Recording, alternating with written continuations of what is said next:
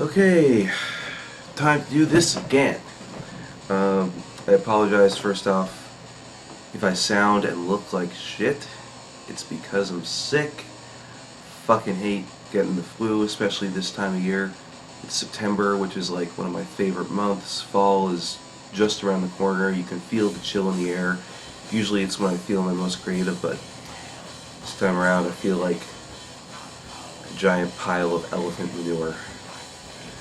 But anyway, we're gonna talk about the albums that I've purchased, or added to my collection, I should say, since the last time I did one of these videos. Last time I did one, it was mostly cassettes and CDs, so I left out a bunch of records that I got, but I have a giant pile of them sitting here, so without further ado, let's get into it. First up is Power Trip with Nightmare Logic. Yeah, this album is fucking savage. Of course, everyone probably knows the big song off this, Executioner's Tax, in brackets, Swing of the Axe, which is a fucking incredible track. Really, this whole album is fucking awesome. Me and Aaron saw them back in 2018 at Heavy Montreal last year, and they're actually coming back here to Montreal again, I believe no, not next month, in November. Yes, so hopefully we will get a chance to go and see them as well.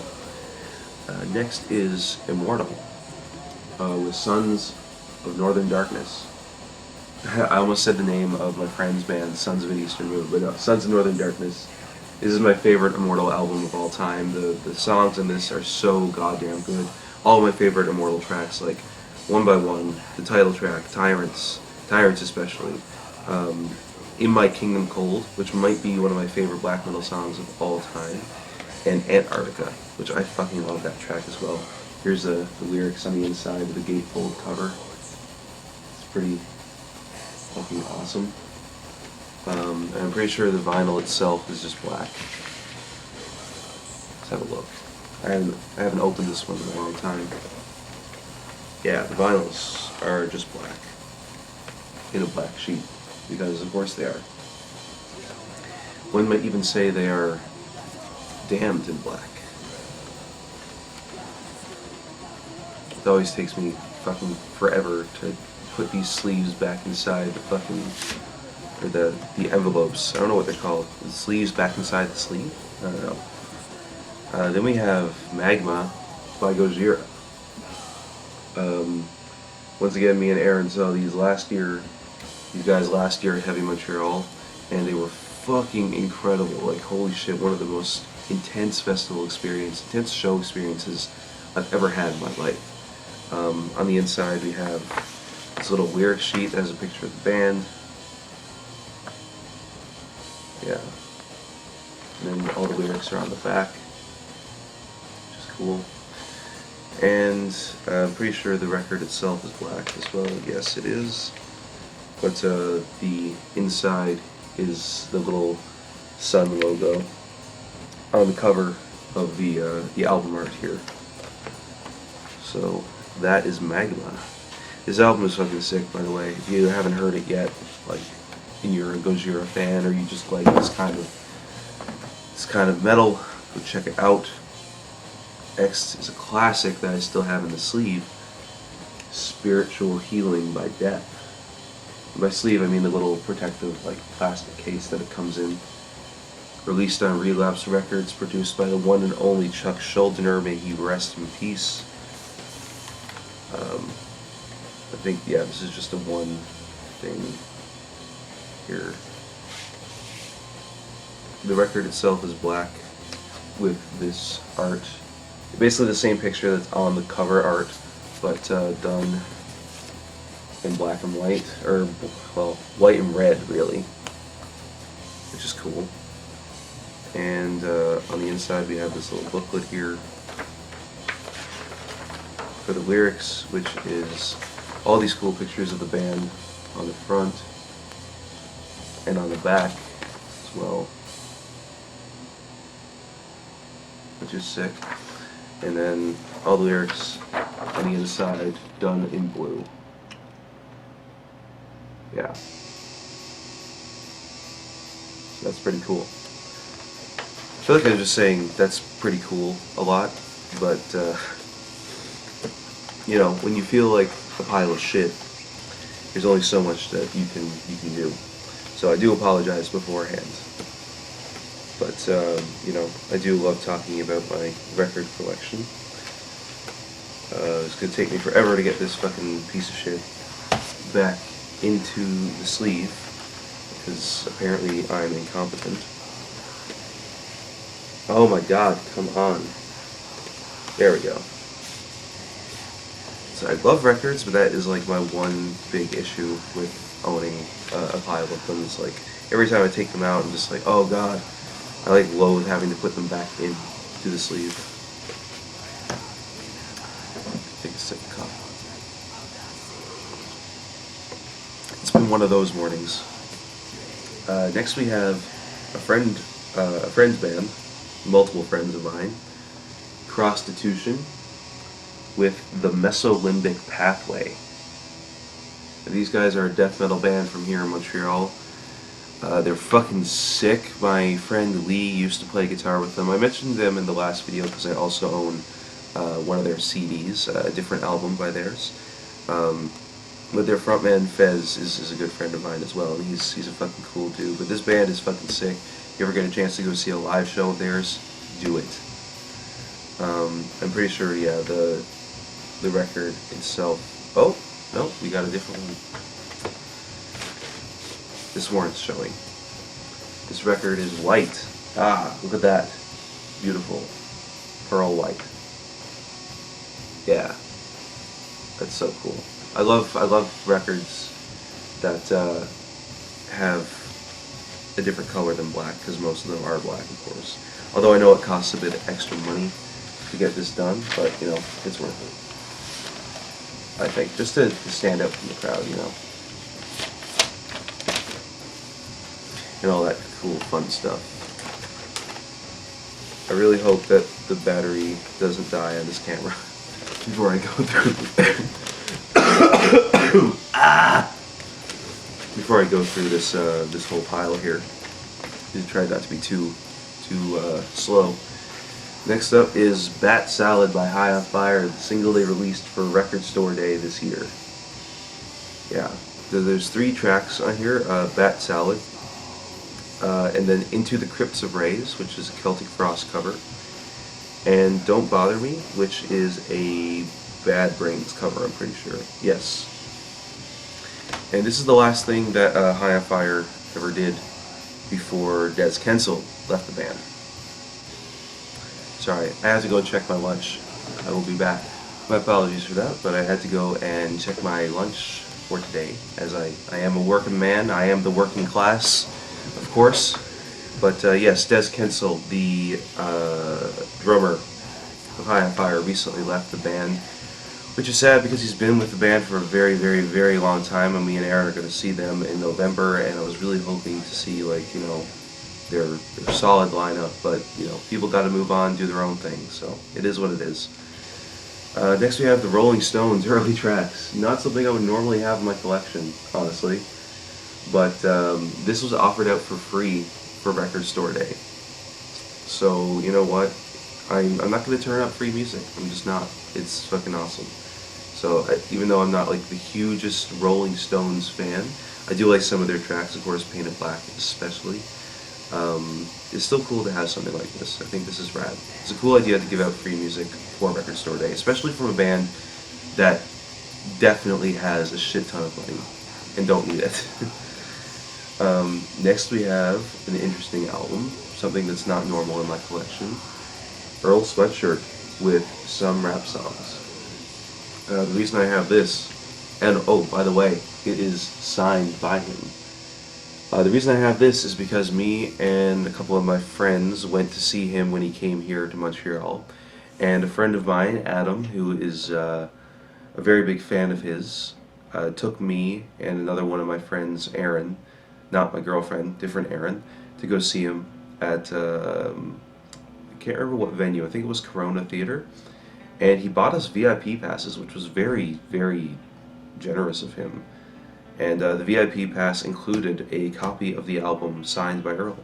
So that was awesome. You know, even though I'm not like a huge fan of Earl Sweatshirt, I'm more of a Tyler the Creator kind of guy.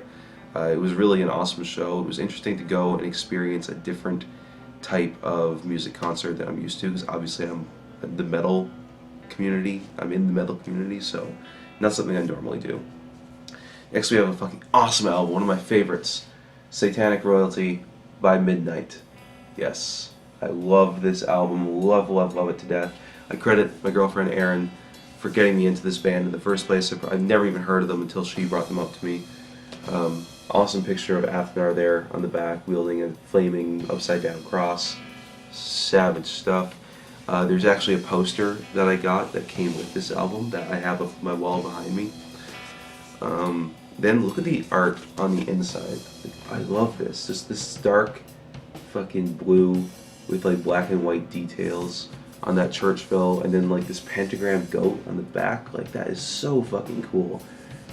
And like for some reason the texture of this album is really nice. Like the sleeve, it feels cool. And that's something that I love. And this is not another black vinyl either. It's actually, I'm not sure what you call this design, but it's kind of a combination of like white and blue, and like kind of they fade into each other. I think it's like, maybe it's called marbling. I'm not entirely sure. But yeah, this is really cool. So I'm a huge fan of this album. I think if you were to check out one song off this record, I'd have to make it either, well, Satanic Royalty, You Can't Stop Steal, Rip This Hell, or Lust, Filth, and Sleaze. Those are like the four big tracks that I really love off this album. And actually, Aaron did a little mini bass cover of You Can't Stop Steal on Instagram, and the band reposted it, so that's fucking savage. Next we have another classic album, Voivod with Killing Technology. This is a classic record from Voivod's 1980s run. Honestly, one of my favorites from the band, but the mix does leave a bit to be desired. I think they remixed it and re-released it later. But I remember the first time I listened to this, I was kind of like, oh, this sound is not very good. But I mean, obviously coming from the black metal side of things, I'm kind of used to that, so it's all good. But yeah, the record here is just black. But I love this picture of the band on the front of the inside sleeve. And then look at the way the lyrics are written. Look at that font.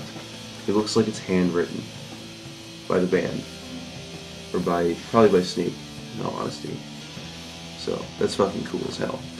And also, interesting side note, I actually interviewed Snake for the online metal magazine Metalheads Forever.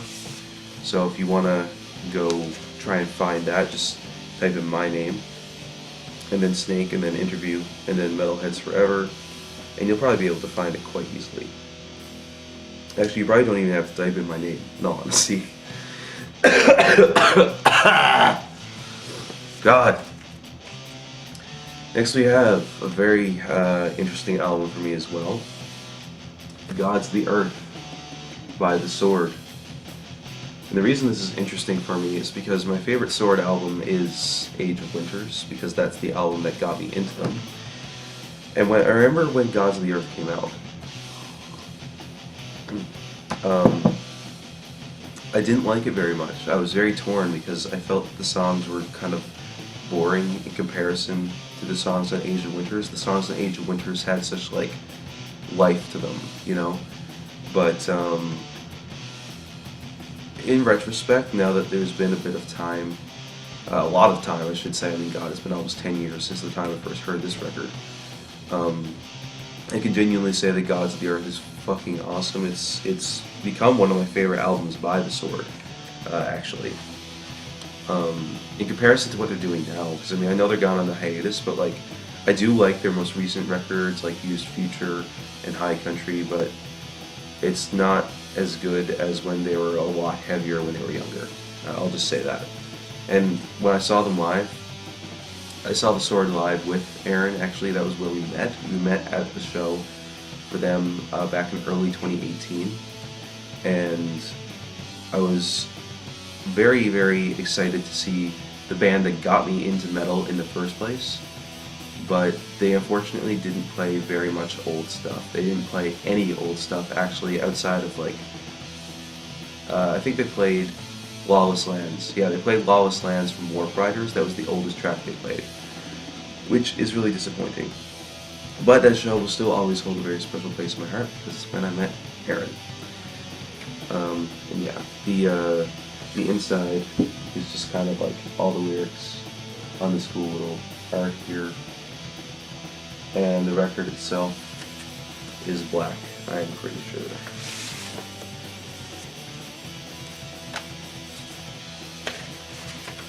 Yep, it's black.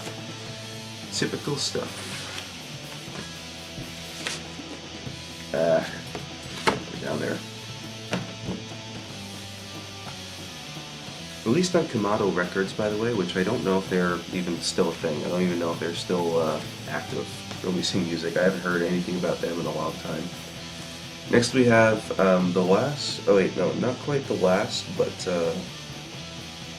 one of the last unique things on here is I think this is the first volume? Yeah, the first volume of Metal Massacre, which is cool as hell. This was released in 1983. This is an original pressing from 1983 through Metal Blade Records. And it's a compilation album that features bands like Sacred Blade, Trouble, Scepter, Zoetrope, Medieval, Lizzie Borden, Witch Slayer, Abattoir, lots of really, really awesome old school shit from the 80s, obviously.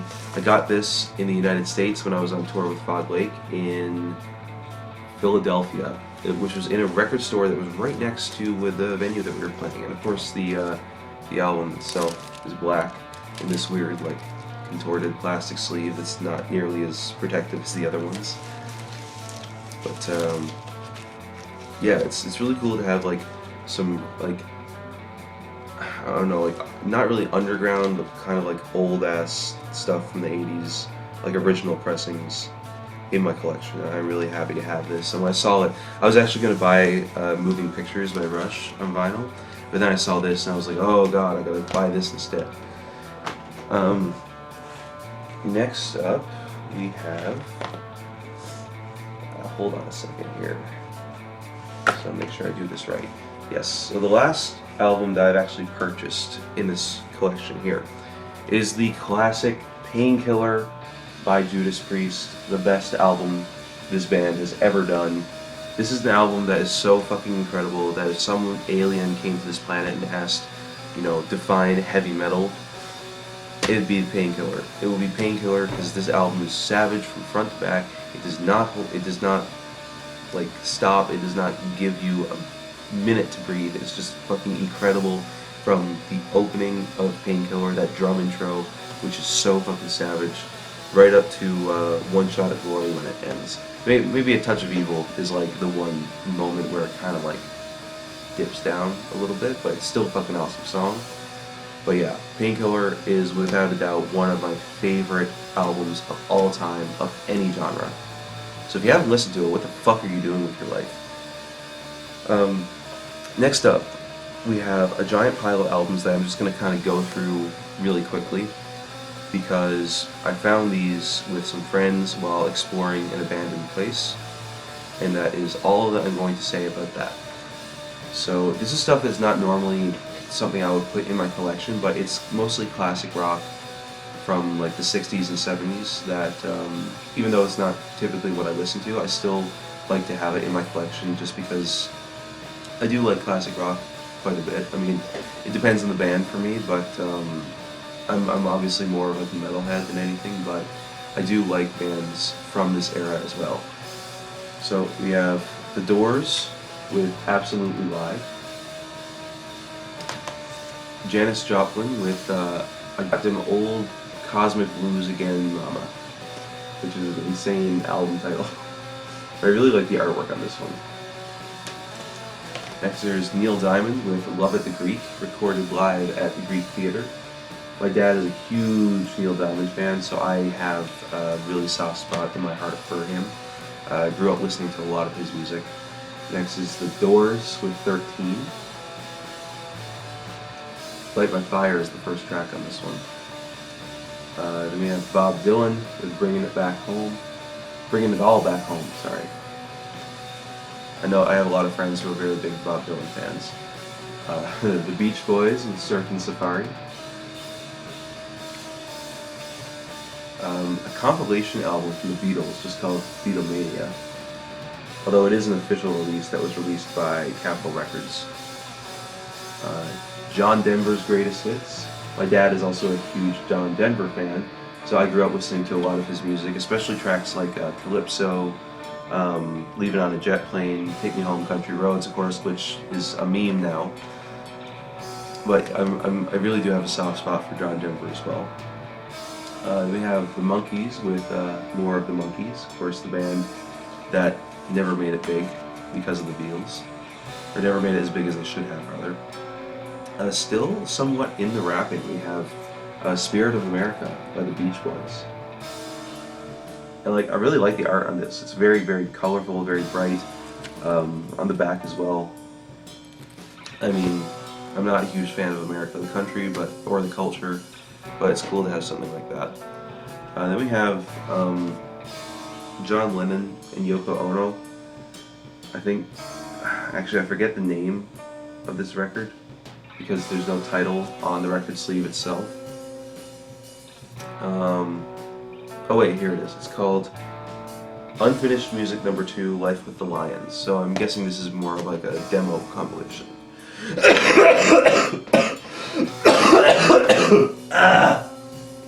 I'm guessing it's more of a demo compilation, that's what I was trying to say, god damn it. Then we have Neil Young with After the Gold Rush, which I also have a lot of friends that are big Neil Young fans as well. And lastly, another Bob Dylan record with Highway 61 Revisited. So I haven't listened to any of these older records yet because I do have a turntable. I'm lacking an amp and I'm lacking speakers at the moment, so eventually I'm going to get my hands on some of them. But again, this is stuff that I don't typically listen to, these last few classic rock records that we kind of speedballed through here. But I am happy to have them in my collection. And I'll probably give them more of a dedicated listen when I do actually get my record player up and running. But yeah, thank you for tuning in. I'm sure I'll do another one of these in the future when I have added a significant number more of albums to my collection. But in the meantime, thank you for checking this out. Thank you for watching. And I hope I feel better soon.